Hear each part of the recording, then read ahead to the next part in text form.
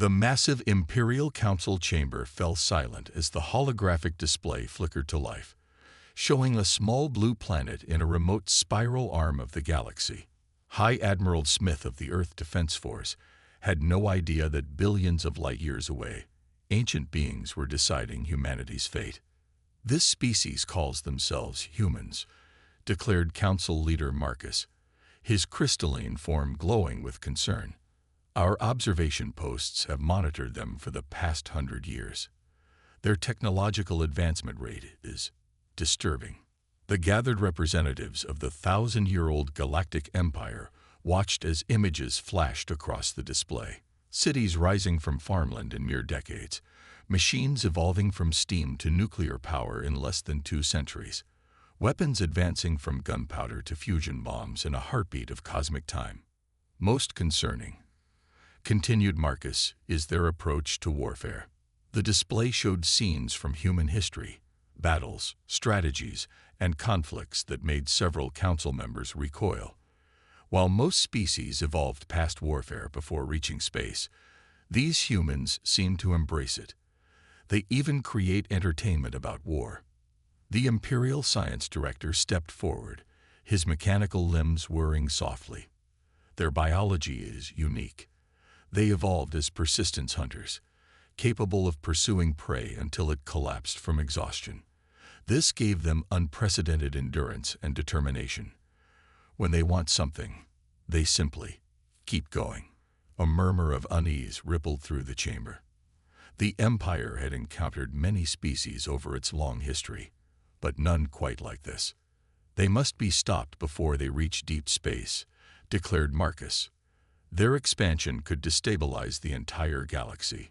We must act now while they're still contained to their solar system." The Council voted unanimously. For the first time in 500 years, the Empire would issue an ultimatum to a pre-contact species. Back on Earth, it was a normal Tuesday morning until every screen, every device, every communication channel suddenly displayed the same message. The Empire's massive ships appeared in perfect formation around Earth's orbit, their hulls gleaming under the sun. In the United Earth Defense Headquarters, alarms blared as radar operators stared at their screens in disbelief. General Thompson rushed into the command center, his coffee cup forgotten in his hand. "Report," he barked.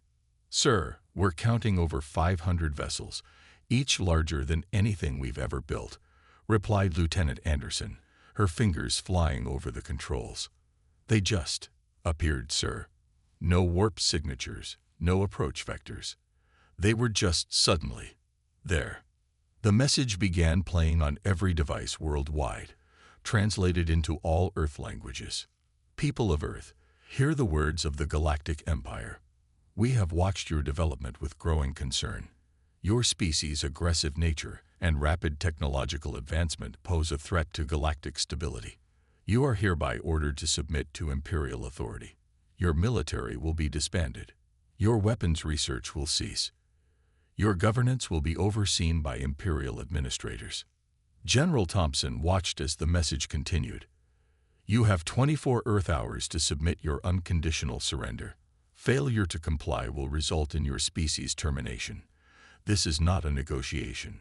This is mercy. Choose wisely." In the following hours, Earth's leaders gathered in emergency sessions. Military commanders shared classified reports. Scientists presented their latest findings. Intelligence agencies revealed decades of secret research into extraterrestrial life. "They're not as advanced as they want us to think," announced Dr. Richards, head of the Reverse Engineering Division.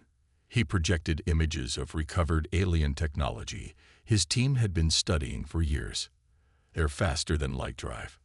We cracked it 6 months ago. Their energy shields, we improved them. They don't know about our underground cities, our lunar bases, or our Mars colonies." General Thompson studied the alien ships through high-powered telescopes. Their formation was perfect, too perfect. Their tactics were textbook, showing no innovation, no adaptation. They relied on overwhelming force and expected immediate compliance. "They've never fought a real war," he realized. "They've forgotten how." As the deadline approached, Earth's response was prepared. The leaders of humanity looked at their history, their strength, their determination to survive against all odds. They thought of all the stories they'd told about alien invasions, all the ways they'd imagined this moment. They sent back a response that would change the galaxy forever, a response that proved they understood something the Empire had forgotten. True peace isn't achieved through submission, but through strength and mutual respect. Earth's reply was simple: no. And with that single word, humanity's first interstellar war began. The underground bunker beneath Mount Everest buzzed with activity as Earth's military leaders gathered for what might be humanity's most important meeting. Holographic displays showed the Imperial fleet holding position, their massive ships casting shadows on the moon. General Thompson stood before the assembled commanders, his face illuminated by the blue glow of tactical displays. Ladies and gentlemen, what we're about to share has been classified beyond top secret. Project Guardian is now active. The lights dimmed as Dr. Richards stepped forward. 30 years ago, we recovered our first piece of alien technology. Since then, we've been preparing. Not just studying their tech, improving it. The central display lit up, showing massive structures hidden beneath Earth's oceans. These are our shield generators. Once activated, they'll create an energy barrier around Earth stronger than anything the Empire has. Their standardized weapons won't penetrate it. Admiral Turner, commander of Earth's Space Forces, took over. We have ships. Not the civilian vessels they can see, but real warships, hidden in the dark side of the moon, in Mars caverns, in asteroid bases. We've been building them for decades. The display showed sleek vessels, nothing like the boxy Imperial designs. They were smaller, faster, more maneuverable. Their ships are designed to intimidate through size. Ours are built to fight and win. But our real advantage, General Thompson continued, is something they can't understand. Humanity has been preparing for this moment not just through technology, but through imagination. He gestured to a wall of screens showing scenes from movies, books, and games about alien invasions. For centuries, we've been thinking about how to fight aliens. We've explored every scenario, every strategy. While they forgot about war, we kept imagining it. The room fell silent as satellite feeds showed the Imperial fleet's formation. Their ships hadn't moved, hadn't adjusted, hadn't shown any tactical awareness. They simply waited, expecting surrender. They think size and numbers guarantee victory. Admiral Turner said, shaking her head. They don't understand that humans have always fought against greater numbers. We've always found ways to defeat larger forces.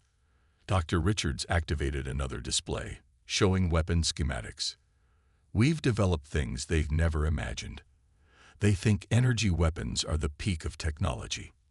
They don't know about our nanite swarms, our quantum disruptors, our gravity bombs. The young captain raised his hand.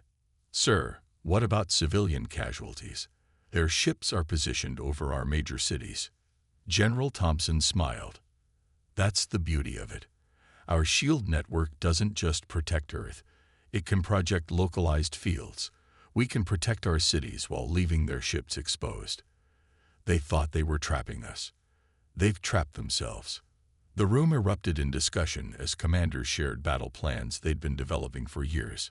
Strategies were refined, forces were positioned, and humanity prepared for its first interstellar war. There's one more thing, Dr. Richards said, his voice cutting through the noise. We've cracked their communication codes. They don't encrypt them. They've never needed to. Right now, they're arguing about our response. The central display showed translated alien communications. They denied our mercy. Impossible. No species has ever refused imperial authority. Perhaps the translation failed. No, they understand. They simply refuse to submit. This is unprecedented. The protocols don't cover this. General Thompson watched the confusion spread through the Imperial fleet. Their rigid hierarchy was already working against them, as lower-ranked ships waited for orders instead of adapting to the situation. "We have 11 hours until their deadline," he announced. "Let's use them well. Activate the shields. Launch our stealth probes. Position our forces. When they attack, we'll be ready."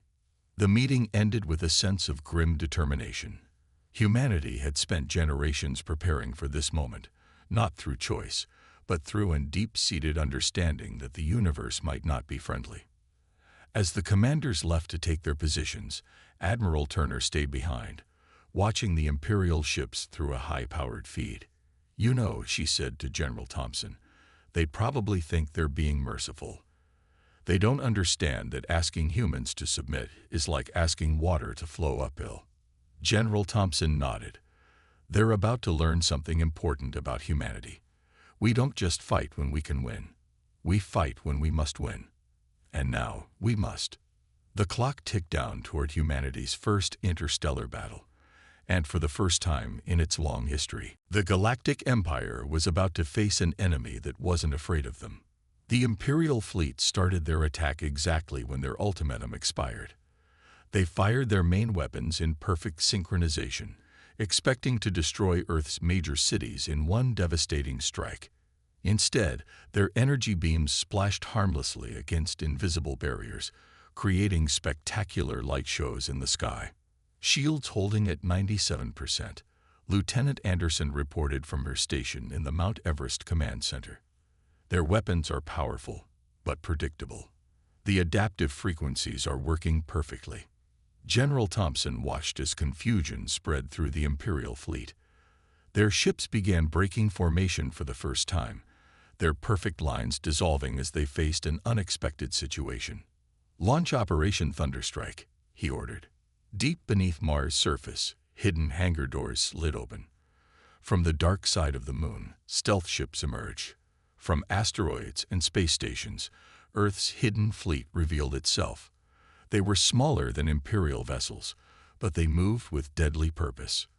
The human ships accelerated using gravity drives the Empire thought impossible for primitive species to develop. They attacked from multiple vectors, using complex patterns that centuries of war games had proven most effective. Imperial ships are still trying to organize a response, Admiral Turner reported from her flagship. "They're maintaining their big ship doctrine." "Perfect. Execute Maneuver 7. Earth's fleet split into smaller groups, darting between the massive Imperial ships. The bigger ships couldn't turn fast enough to track them. Their weapons, designed for large-scale bombardment, couldn't lock onto the agile human vessels. "First blood is ours," announced Captain Miller as his squadron's quantum disruptors tore through an Imperial cruiser's engine section.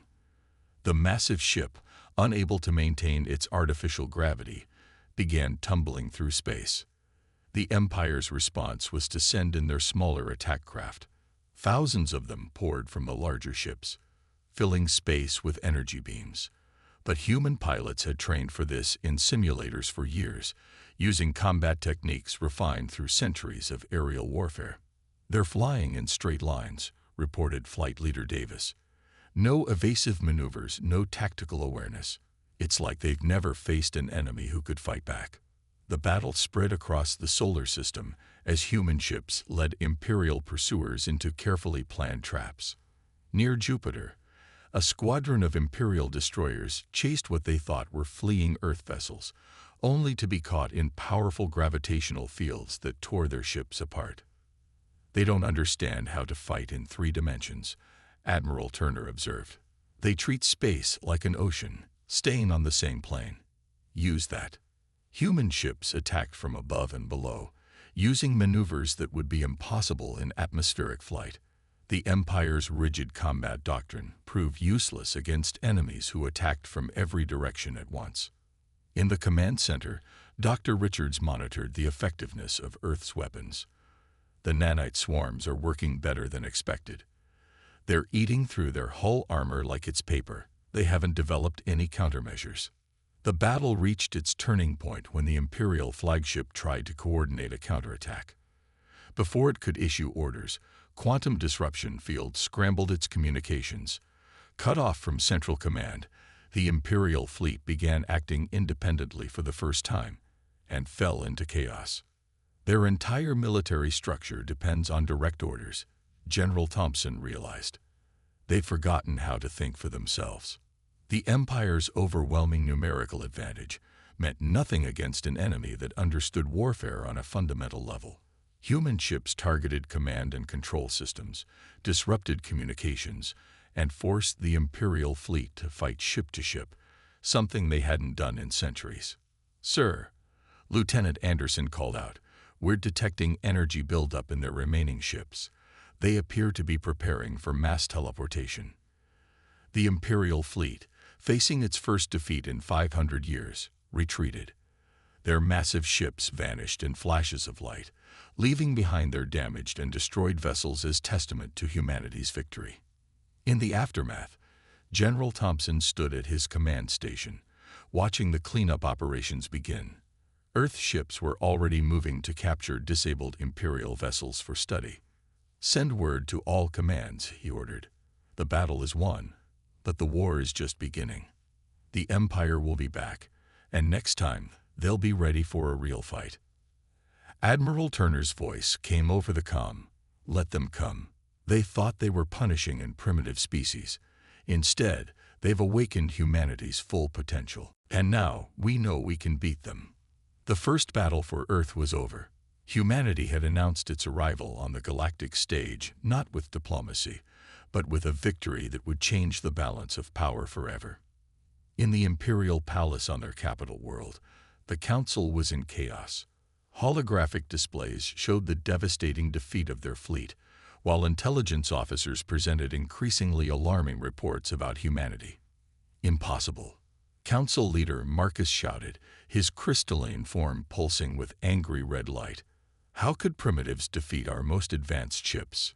The Imperial Intelligence Director stepped forward, projecting new data into the chamber center. "We made a critical error in our assessment of humans. We thought their violent history was a sign of primitiveness. We were wrong."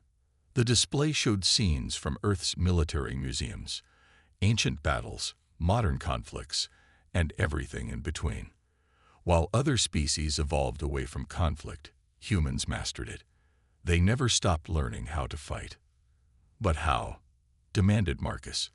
"Their technology is centuries behind ours." "No," corrected the science director. "We assumed they were behind because they didn't follow our development path. Look at this." The display shifted to show human military research facilities. They developed technologies we never considered. While we focused on making our ships bigger, they focused on making theirs deadlier.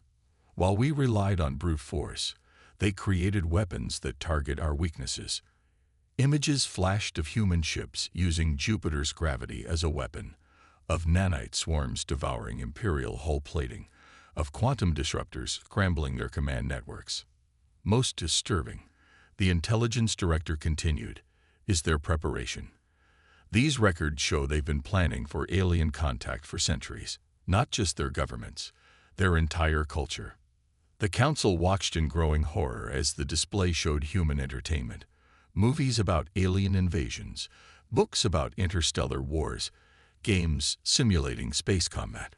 "They've been practicing for this moment their entire history," explained the science director. "Every possible scenario, every potential strategy, all explored through their fiction. When we arrived, they didn't panic. They implemented plans they'd been refining for generations." A military advisor stepped forward, his mechanical limbs trembling slightly. "Their combat doctrine is unpredictable. They don't follow proper military protocols. Each ship acts independently, adapting to situations without waiting for orders." "That's chaos," protested Marcus. "No," corrected the advisor. "It's tactical flexibility. Our ships waited for orders when communications were disrupted. Their ships continued fighting, each commander making decisions based on the situation. We trained our forces to follow orders. They trained theirs to think." The intelligence director projected new data. "We've analyzed their victory. They used our strengths against us. Our ships were too big to maneuver effectively. Our formations were too rigid to adapt. Our commanders too dependent on central control. And now, added the science director, they're studying our captured ships. Their ability to understand and improve alien technology is remarkable. They don't just copy, they innovate. The council chamber fell silent as the implications became clear. The Empire had not just failed to subjugate Earth, they had given humanity access to advanced technology and proven that Imperial forces could be defeated. There's more, the intelligence director said quietly. We've detected increased activity in their colonies on Mars and beyond. They're building ships, many ships, and now they know exactly how to fight us. Marcus slumped in his crystalline throne. How could we have misunderstood them so completely? Because, answered the science director, we judged them by our standards. We saw their conflicts as primitive. We should have seen them as practice. We thought their warlike nature made them inferior. Instead, it made them more dangerous than any species we encountered. The military advisor displayed tactical projections.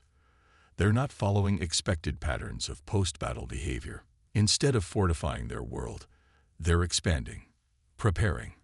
Our defeat wasn't just a victory for them. It was a proof of concept. They're coming, realize Marcus, not to conquer or destroy, but to claim their place in the galaxy.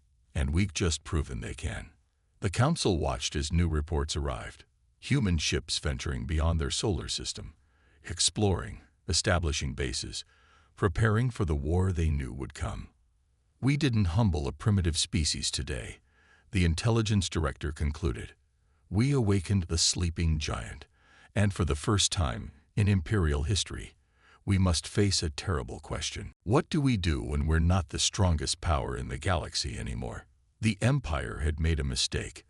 They had judged humanity by its past, not understanding that every conflict, every war, every battle had been preparing them for this moment. And now, that preparation would change the galaxy forever. 3 months after Earth's victory, the Imperial border world of Proxima fell silent. When investigation ships arrived, they found a shocking sight. Human warships patrolling the system, using modified Imperial technology in ways its creators never imagined. Look at what they've done to our ships, gasped an Imperial observer, watching through long-range sensors. The captured vessels had been stripped down, rebuilt, and improved. Where Imperial ships once had bulky armor, they now moved with deadly grace. General Thompson stood on the bridge of the Earth flagship, Defiance, a hybrid vessel combining human innovation with Imperial tech. Status report on the new systems. Better than expected, sir, reported Chief Engineer Wilson. Their power cores were running at 40% efficiency. We got them up to 85%. Their weapons were powerful but slow. We fixed that too. The captured Imperial ships had revealed something crucial. The Empire had stopped innovating centuries ago. They built bigger ships, more powerful weapons, but never questioned their basic designs. Humans questioned everything. Enemy fleet detected, announced Lieutenant Anderson. Standard Imperial formation. They haven't learned. The Imperial ships emerged from faster-than-light travel in perfect rows, ready to reclaim their lost world. They faced an enemy that had spent 3 months studying, adapting, and improving their technology. Launch the new fighters, ordered General Thompson. Small craft poured from Earth's ships, but these weren't ordinary fighters. They were Imperial shuttle cores fitted with human stealth systems and weapons. They were piloted by humans who had spent their lives playing space combat games, now using those skills in real battles. They're still trying to target our main ships, reported Admiral Turner from her command vessel. They haven't spotted the stealth squadrons yet. The human fighters struck from multiple angles, using modified Imperial weapons with targeting systems enhanced by Earth's gaming industry. Each shot found its mark with precision that Imperial gunners had never achieved. Sir, called Wilson, their shields are adapting to our weapons, just like we expected. Perfect, Thompson smiled. Execute Protocol Darwin. The human weapons began changing frequency, amplitude, and attack patterns. While Imperial shields could adapt to consistent threats, They couldn't handle weapons that evolved during battle. Their entire military doctrine is based on overwhelming force, Admiral Turner observed as another Imperial cruiser fell to the adaptive attacks. They never developed countermeasures because they never needed them. Until now. The battle for Proxima became a demonstration of humanity's greatest strength, the ability to learn and adapt. Every Imperial tactic was countered before it could be fully deployed. Every strategy was met with an innovative response. In the Imperial Palace, the Council watched in horror as their forces were defeated by their own technology, turned against them in ways they had never considered. "How are they doing this?" demanded Marcus. The science director's answer was simple. "They're playing with our technology, actually playing. Their engineers treat our most advanced systems like toys to be taken apart and improved. Their pilots treat space combat like the games they grew up with. They're having fun." Back at Proxima, the Imperial fleet retreated again, leaving behind more ships for humans to study and improve. General Thompson watched them go, knowing each defeat taught humanity more about fighting in space. "Send word to Earth," he ordered. "The hybrid technology is working better than expected. Begin full production of the new designs." Admiral Turner's hologram appeared on the bridge. "The Empire's biggest mistake wasn't attacking us," she said. "It was giving us access to their technology. They built it to be perfect, unchangeable. We're building it to evolve." In the following weeks, more border worlds reported human activity. Each engagement showed new modifications to Imperial tech, new tactics, new ways of combining human ingenuity with alien engineering. "They're not just winning battles," the Imperial Intelligence Director reported to the Council. "They're learning from each one. Every defeat makes them stronger. Every captured ship gives them new tools. They're evolving faster than we can respond." The Empire had created their own worst nightmare, an enemy that could take their greatest achievements and make them better. As reports of more human victories flooded in, the Council faced a terrifying reality. They had started a war with the one species in the galaxy that saw combat not as a means to an end, but as an art to be mastered. The turning point had arrived. The Empire wasn't just losing battles, they were losing their technological advantage.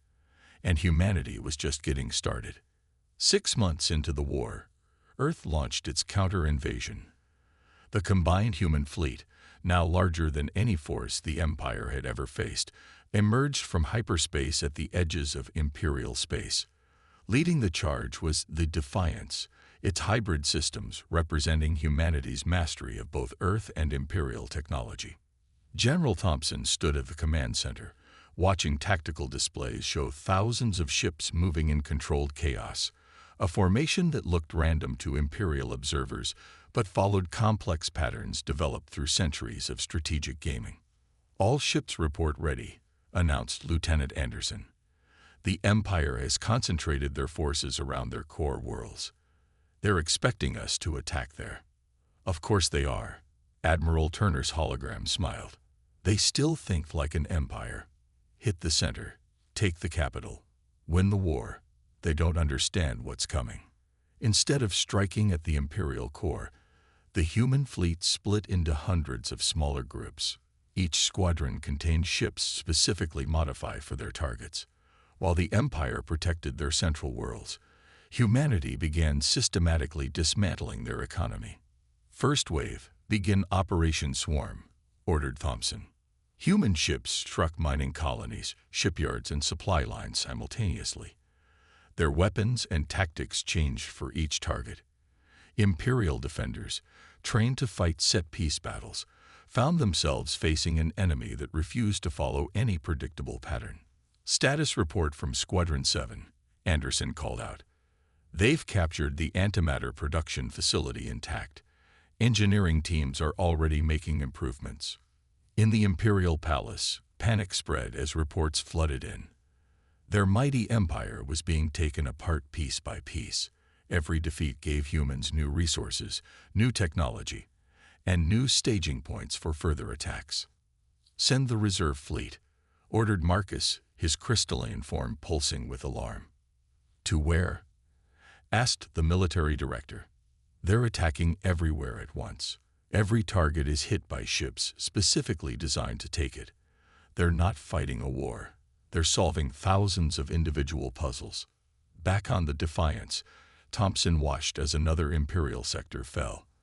The captured facilities were quickly modified and turned to human use, their efficiency doubled by Earth's engineers who saw Imperial tech as a starting point, not a finished product. "Sir," reported Chief Engineer Wilson, "the new quantum communication network is online. Our ships can now coordinate faster than Imperial light-speed signals." This was humanity's true advantage. While each victory made them stronger, each Imperial defeat weakened them proportionally. Human ships could adapt and improve during battle. Imperial ships could only fight the way they were built. "They're trying to predict our next target," Admiral Turner reported, amusement in her voice. "Their tactical computers are still looking for patterns. They don't understand that each attack is unique, planned by humans who think differently." The Empire had built their military to fight wars of conquest. Humanity built theirs to solve problems. Each Imperial world presented a new challenge, and Earth's forces adapted to meet it. Mining colonies fell to ships equipped with gravity weapons. Fortress worlds discovered their defenses were useless against attacks they'd never imagined. "Report from Earth," Anderson announced. "Production of new hybrid ships is exceeding expectations. The captured Imperial factories are now operating at 200% of their original capacity." The Empire had spent centuries building the perfect military machine. In 6 months, humanity had taken that machine apart, understood it, and built something better. Each captured world brought new resources, new technologies, and new opportunities for human innovation. "Their core worlds are mobilizing for a final stand," reported Turner. "They still think we're coming for their capital." Thompson shook his head. "They don't understand. We don't need to take their capital. We're not fighting for territory. We're fighting to reshape the galaxy." The Empire had built their civilization on the assumption that they were the pinnacle of development. Now they faced an enemy that saw their greatest achievements as mere starting points, their perfect systems as basic frameworks to be improved upon. "Send word to all commands," ordered Thompson. "Begin Phase 2. Let's show them what humanity can really do." As the human fleet pressed forward, the galaxy watched in amazement. The Empire had ruled through size and strength. Humanity ruled through adaptation and innovation. Each battle brought new surprises, new techniques, new ways of turning Imperial technology against itself. The Great Push wasn't just a military campaign. It was humanity's announcement to the galaxy. The age of stagnant perfection was over. The era of constant evolution had begun. The Imperial Palace, once a symbol of unquestioned power, now served as the site of the Empire's surrender. General Thompson stood before the council, his simple human uniform a stark contrast to the ornate crystalline chamber. "You could have destroyed us," Marcus said, his usual glow dimmed with defeat. "Why didn't you?" "Because that's what you would have done," Thompson replied. "And we're not you." The terms of peace were displayed on floating screens throughout the chamber. They weren't what anyone in the Empire had expected. There were no demands for territory, no forced technological transfers, no humiliating concessions. "All we want," Thompson explained, "is the right to exist as equals, to trade, to explore, to grow. You tried to force us into your perfect, unchanging empire. Instead, we're offering you a chance to evolve with us." Admiral Turner's hologram appeared beside him. "Your empire stagnated because you thought you'd achieved perfection. We're offering something better, endless possibility." The council members looked at the data showing what humans had done with their technology. Imperial ships modify to operate at double efficiency. Defense systems improved beyond their designers' dreams. Mining facilities producing more than ever thought possible. "How?" asked the science director. "How did you do so much in less than a year?" "Because we never stop asking questions," Thompson answered. "Every human child asks why, 1,000 times a day. We never lose that curiosity. Where you saw perfect systems, we saw room for improvement. Where you saw finished products, we saw starting points. The peace terms included technology sharing, open trade, and mutual defense agreements. But most importantly, they included something the Empire had never considered: collaborative research and development. Your civilization achieved amazing things, Turner explained. But you stopped pushing forward. You thought you'd reached the peak. We don't believe in peaks, only in next steps. Marcus studied the terms carefully. And if we accept, what happens to the Empire? It evolves, Thompson said simply, not through conquest or submission, but through cooperation. Your people keep their worlds, their culture, their identity. But now they'll have something new: the freedom to change. The implications spread through the galaxy quickly. Human innovation combined with imperial resources created possibilities neither civilization had imagined alone. Worlds that had been static for centuries began to transform. Back on the Defiance, Thompson watched as the first joint human-imperial research teams began their work. Engineers from both species collaborated, each bringing their own perspective to old problems. "They're actually enjoying it," observed Chief Engineer Wilson. Once they got over the shock of someone changing their perfect designs, they started contributing ideas of their own. A new law was indeed passed, but not the one the Empire had expected. Instead of "never provoke the humans," the new galactic principle became "never stop questioning, never stop improving." "It's spreading faster than we expected," Admiral Turner reported. "Other species are emerging from imperial control, not to declare independence, but to join the collaboration. They're all asking questions they never dared ask before." The Imperial Palace itself symbolized the change. Its perfect crystalline walls now incorporated new designs, blending traditional imperial aesthetics with human innovation. It was no longer just beautiful, it was evolving. "We did something they never expected," Thompson told Earth's leaders during his final report. "We didn't just beat them, we showed them a better way. They tried to force us to stop changing. Instead, we taught them how to change again." The galaxy entered a new age. Imperial worlds that had been identical for centuries developed their own unique characteristics. Trade routes that had followed the same paths for generations found new, more efficient courses. Ships that had been built to the same design for hundreds of years began to evolve. In the decades that followed, historians would note that humanity's greatest victory wasn't winning the war. It was changing how an entire galaxy thought about progress. "They called us primitive because we kept fighting, kept changing, kept asking questions," Thompson reflected, watching Earth's sunset from the rebuilt Imperial Palace. "They never understood that those things weren't our weakness. They were our greatest strength." The first war with humans had ended not with the destruction of either side, but with the birth of something new. A civilization that combined imperial stability with human innovation, creating a future neither species could have achieved alone. The galaxy would never be the same. And that was exactly the point.